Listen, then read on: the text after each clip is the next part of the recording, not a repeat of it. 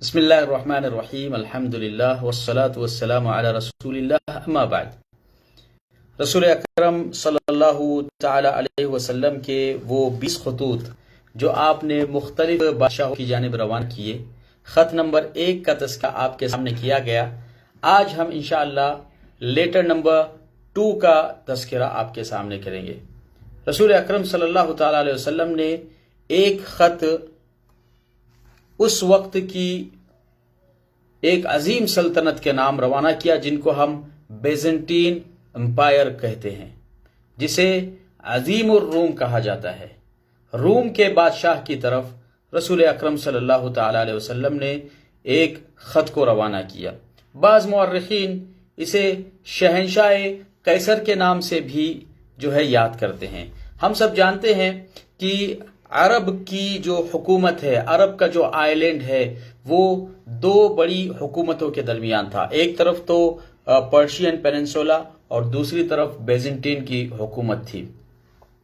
اور ان دونوں سربراہوں کے پاس اللہ کے نبی صلی اللہ تعالی علیہ وسلم نے اپنا خط روانہ کیا۔ حالانکہ یہ دونوں سلطنتیں آپس میں ان کے بہت سارے اختلافات تھے، ان کا مذہب الگ تھا، ان کا دین، ان کے ریلیجیس معاملات الگ تھے، ان کی تجارت کے معاملات الگ تھے، لیکن اس کے باوجود بھی وہ آپس میں ہمیشہ نبرد آزما رہتے۔ تو اللہ کے نبی صلی اللہ تعالی علیہ وسلم کے زمانے میں عربوں کے قبائل کا یہ دونوں بڑی حکومتیں یوز کیا کرتی تھی، چونکہ وہ ریڈ سی کے کوسٹل ایریا اور خلیج عقبہ پر رہتے تھے، اس لیے دونوں حکومت کو ان کے ساتھ اتفاق کرنے اور ان کے ساتھ اپنے معاملات کو سیدھا کرنے کی ضرورت پیش آتی تھی۔ تو اس ناحیے سے ان دونوں حکومتوں کو اللہ کے نبی صلی اللہ تعالی علیہ وسلم نے اپنے مکتوب کے ساتھ روانہ کیا۔ اپنے خاص سفیر، جس کو آج کے دور میں ہم ایمبیسڈر کہتے ہیں، ان کو پروٹوکول دے کر اور ان کی ٹرانسلیٹنگ کا بندوبست کر کے اللہ کے نبی صلی اللہ تعالی علیہ وسلم نے روانہ کیا۔ ان خطوں کے بیان کرنے کا ایک مقصد یہ بھی ہے کہ آج ہم لوگ دیکھ رہے ہیں بہت سارے کرسچن مشنریز اور کرسچن اورینٹلسٹ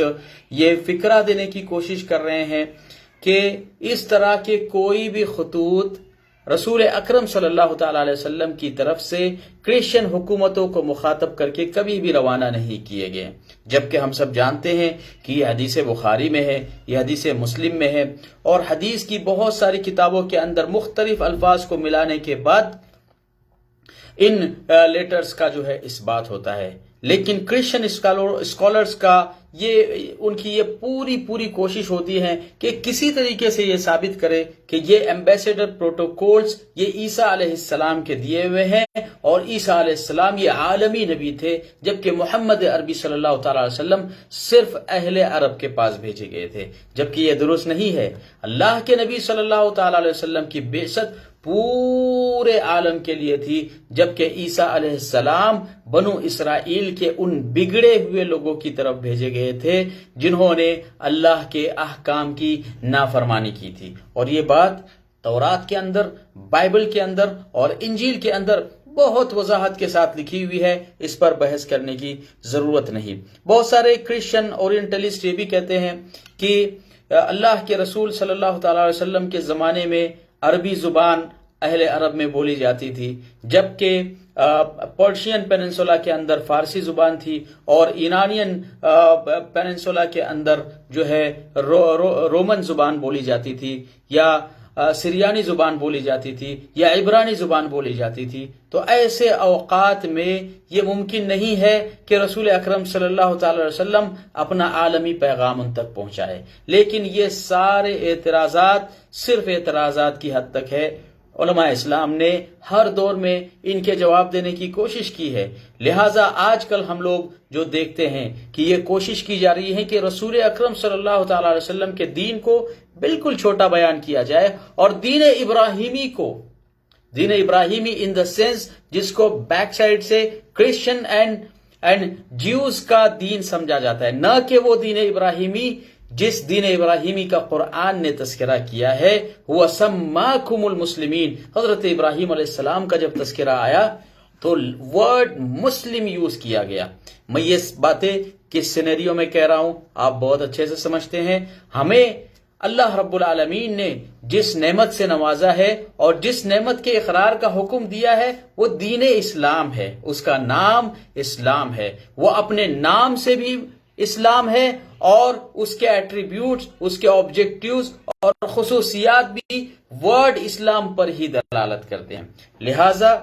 اسلام یہ عالم دین ہے۔ بہرحال اللہ کے نبی صلی اللہ تعالی علیہ وسلم نے بہت سارے بادشاہوں کی جانب اپنے مکتوب کو روانہ کیا اور انہیں جو ہے اسلام کے عظیم پیغام کو ان تک پہنچایا۔ انہی میں سے ایک خط جو ہے ہرقل کی طرف بھیجا گیا، ایک خط تھا۔ آخر ہرقل کون ہے؟ علماء کرام نے اس میں بہت سارے اقوال ذکر کیے ہیں۔ بعض لوگوں کا کہنا ہے کہ خلیج عقبہ کے کوسٹل ایریا میں جہاں سیریا اور دمشق اور جو ہے قبرص تک کا جو میڈیٹرین سی کا حصہ ہوتا ہے وہاں کی حکومت کرنے والے کو ہرقل کہا جاتا تھا۔ بعض علماء کا کہنا یہ ہے کہ ہرقل جو ہے شام کے گورنر کا نام تھا جو قسطنطنیہ کی حکومت کے بادشاہ کی طرف سے مقرر کیے گئے تھے، اور بعض اسلامی مورخین کا کہنا یہ ہے کہ ایکچول میں جو بیزنٹی حکومت تھی وہ 2 حصوں میں تقسیم تھی اور دونوں خود مختار حکومت تھی اور دونوں پر ٹرمینالوجی بیزنٹی کا اطلاق ہوتا تھا۔ ایک تو پائے تخت روم تھا اور دوسری طرف قسطنطنیہ جسے دنیا کا مڈل حصہ سمجھا جاتا ہے اور جو ایشیا اور یورپ دونوں بر اعظم کو الگ کرنے میں ایک اہم اسپاٹ سمجھا جاتا ہے، اور آج کے دور میں اگر آپ اسے اسلام بول کہے یا آج کے دور میں ہم اسے استانبول کہے تو شاید کچھ غلط نہیں ہوگا۔ تو اس طرف کی جو حکومت تھی اسے جو ہے رومانک حکومت کے نام سے یاد کیا جاتا تھا، بیزنطی حکومت کہا جاتا تھا۔ اللہ کے نبی صلی اللہ تعالی علیہ وسلم نے ان کی طرف جو اس وقت کی سب سے بڑی حکومت مانی جاتی تھی اور 3 سمندروں پر ان کا قبضہ تھا، آپ نے ان کی طرف لیٹر کو روانہ کیا اور انہیں اسلام کا عظیم پیغام پہنچایا۔ یہ کوئی چھوٹی موٹی چیز نہیں تھی، اللہ کے رسول صلی اللہ تعالی علیہ وسلم کی سیاسی سوجھ بوجھ کی ایک بہت بڑی دلیل تھی۔ اور قرآن کریم نے آپ خود دیکھیے رحلۃ الشتاء رحلۃ الصیف کا قرآن نے ذکر کیا۔ ہم پڑھتے ہیں لإیلاف قریش جو سورت ہے اس میں 2 عربوں کے 2 سفر کا تذکرہ کیا ہے، ایک گرمی کے ایام میں کیا گیا سفر اور ایک سردی کے ایام میں کیا گیا سفر۔ یہ سارے سفر خود اس بات کی پر دلالت کرتے ہیں کہ عربوں کا ان سمندری راستوں سے اور ان کوسٹل ایریا سے جہاں وہ تجارتیں کیا کرتی تھی بہت گہرا تعلق تھا، لہٰذا کوئی بعید نہیں ہے کہ نبی پاک صلی اللہ تعالی علیہ وسلم کے فتوحات کا سلسلہ وہاں تک پہنچا، نبی پاک صلی اللہ علیہ وسلم کا چرچا، آپ کی نبوت کا چرچا ان لوگوں تک پہنچا، اور جب آپ کے سفیر وہاں تک پہنچے تو اللہ کے نبی صلی اللہ تعالی وسلم کی بعثت کا عظیم پیغام ان تک آسانی کے ساتھ پہنچ گیا۔ اس واقعے کو جو ہرقل کے تعلق سے ہیں امام بخاری رحمۃ اللہ علیہ نے صحیح بخاری میں بھی ذکر کیا ہے اور بہت ساری روایتوں میں الگ الگ الفاظ کے ساتھ یہ قصہ مذکور ہے۔ تو چونکہ ہرقل کی طرف جو آپ نے خط روانہ کیا اور اس کے کیا اثرات مرتب ہوئے انشاءاللہ اس پر بھی گفتگو ہوگی، لیکن چونکہ یہ کافی طویل اور ویری انٹرسٹنگ ٹاپک ہے اس لیے ہم اسے 2 حصوں میں تقسیم کریں گے۔ آج کے اس حصے میں وہ لیٹر جو آپ نے ہرقل کی طرف روانہ کیا اسے پڑھ کے سنایا جائے گا، اور اس کے بعد والے حصے میں انشاءاللہ سیکنڈ پارٹ کے اندر ہم اس لیٹر کی بنیاد پر ہرقل نے کس طرح کا اسٹیپ لیا اور وہاں موجود عربوں کے ساتھ اس کا کیا کنورزیشن ہوا اور اس کے اپنے علاقے میں اس لیٹر کے کیا اثرات نمودار ہوئے، انشاءاللہ اس کو سیکنڈ پارٹ میں ہم لینے کی کوشش کریں گے۔ اس لیٹر میں جو الفاظ مذکور تھے جو اللہ کے نبی صلی اللہ تعالی علیہ وسلم نے ہرقل کو روانہ کیے تھے، یہ مختلف روایتوں میں اس کا ذکر ہے، صحیح بخاری میں بھی اس کا ذکر ہے کہ آپ نے اس مکتوب گرامی کو دحیہ کلبی نامی ایک صحابی کے ذریعے سے روانہ کیا اور انہیں حکم دیا کہ اس لیٹر کو تمہیں جو عظیم الروم ہے، کنگ آف دی رومانک امپائر ہے، ان تک آپ کو نہیں پہنچانا ہے۔ ان کے جو گورنر ہے جو عربوں کے کوسٹل ایریا میں رہتے ہیں، تمہاری ذمہ داری صرف ان لوگوں تک اس لیٹر کو پہنچانے کی ہے۔ یہاں بھی اللہ کے نبی صلی اللہ تعالی علیہ وسلم کی سیاسی سوجھ بوجھ کی ایک بہت اہم دلیل ملتی ہے کہ آپ نے جب بھی بڑے حکومتوں کو مخاطب کیا تو اپنے ایمبیسیڈر کے پروٹیکشن کے لیے آپ نے سب سے پہلے اس بات کا خیال رکھا کہ میرے بھیجے ہوئے قاصد کو ذرا بھی نقصان نہیں پہنچنا چاہیے. تو اس بات کا خدشہ تھا کہ اگر آپ کا قاصد اوپر تک پہنچ جاتا تو اسے قتل کر دیا جائے، جیسا کہ دوسرے واقعات میں ہمیں ملتا ہے. لیکن اللہ کے نبی صلی اللہ علیہ وسلم کی اس سوجھ بوجھ پہ آپ قربان جائیے کہ اصل لیٹر کو پہنچانے کے لیے اس حکومت کے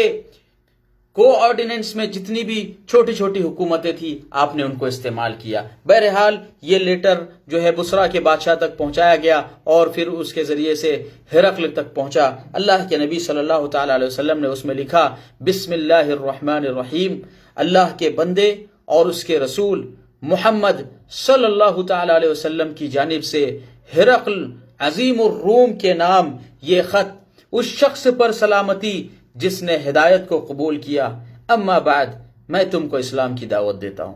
اسلام قبول کرو، محفوظ ہو جاؤ گے. نیز اسلام کے قبول کرنے کی بنیاد پر تمہیں دوہرا اجر ملے گا، دو اجر تمہیں ملے گے. اور اگر تم نے اس دعوت کو قبول کرنے سے روگردانی کی تو تم اچھی طریقے سے جانتے ہو کہ تمہارے ماتحت جتنے بھی لوگ ہیں، جس کرسچینٹی کی بنیاد پر تم حکومت کر رہے ہو، ان سارے لوگوں کا گناہ سب سے پہلے تمہارے سر پر ہوگا. کیونکہ حقیقت تم جانتے ہو، کیونکہ نبی کے ظہور کے تعلق سے جو باتیں بائبل میں لکھی ہوئی تم جانتے ہو. اے اہل کتاب، پھر اللہ کے نبی صلی اللہ علیہ وسلم نے آیت لکھی یا اہل الکتاب تعالوا الی کلمۃ سواء بیننا وبینکم، اے اہل کتاب آؤ ایسی بات کی طرف جو ہمارے درمیان اور تمہارے درمیان کامن ہے. وہ کامن بات کیا ہے اس کا بھی تذکرہ کیا. آج اہل کتاب اور اہل اسلام کے درمیان اور جیوز کے درمیان ہم کامن فیکٹ ڈھونڈنے کی کوشش تو کر رہے ہیں، لیکن جس کامن فیکٹ کا قرآن نے تذکرہ کیا ہے آج ہمارے مسلمان بھائی، آج ہماری مسلم کنٹریز اس سے کیوں بھاگ رہی ہے؟ میرے عزیز بھائیو اور دوستو، اس کامن فیکٹ کا جو قرآن نے تذکرہ کیا، قرآن نے صرف اتنا نہیں کہا کہ آؤ اس کلمے کی طرف جو ہمارے اور تمہارے درمیان کامن ہے، بلکہ اس کو ایکسپلین بھی کیا کہ وہ کون سا پوائنٹ ہے جس میں ہم اور تم ایک نقطے پر جمع ہو سکتے ہیں. فرمایا تعالوا الی کلمۃ سواء بیننا وبینکم الا نعبد الا اللہ، کہ ہم سب مل کر اللہ کے علاوہ کسی کی بھی ورشپ نہیں کریں گے، کسی کی بھی عبادت نہیں کریں گے، اور اس کے ساتھ کسی کو شریک نہیں کریں گے، اور ہم میں سے کوئی اللہ تعالیٰ کو چھوڑ کر کسی کو اپنا رب نہیں بنائے گا. اور اگر تمہیں یہ بات قبول ہے تو ٹھیک ہے، اور اگر تم قبول نہیں کرتے ہو تو گواہ رہو کہ کم سے کم ہم مسلمان ہیں. ہم نے اللہ کے اس پیغام کو جو جیزس کے ذریعے دیا گیا، جو موسیٰ علیہ السلام کے ذریعے دیا گیا، ہم اہل اسلام نے قبول کیا. تم کرسچن ہو کر نہیں قبول کر رہے ہیں کوئی بات نہیں، لیکن ہم اہل اسلام جیزس کے اس پیغام کو مانتے ہیں جو محمد نے دیا. ہم جیزس کے اس پیغام کو مانتے ہیں جو اللہ کے نبی صلی اللہ تعالی علیہ وسلم نے اب قرآن مجید کے ذریعے ہم تک بیان کیا.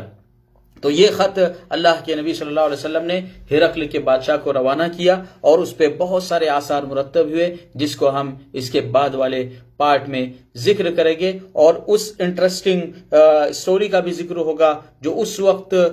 بیزنٹین حکومت میں جو عرب لوگ موجود تھے ان کو ہرقل نے اپنے دربار میں جو ہے بلا کر ان سے کچھ سوالات کیے محمد عربی صلی اللہ تعالی علیہ وسلم کے تعلق سے. کچھ جو ہے اس کو کوریز تھی وہ جو انہوں نے اس کے سامنے رکھی، اور پھر انہوں نے اس کا کیا جواب دیا اس کے بعد والے لیکچر میں ہوگا. اللہ رب العالمین مجھے اور آپ کو نیک توفیق نصیب فرمائے اور ہم سب کو دین اسلام پر قائم رکھے. آمین وآخر دعوانا ان الحمد للہ رب العالمین وصلی اللہ علی نبینا محمد وعلی آلہ وصحبہ وسلم تسلیما کثیرا.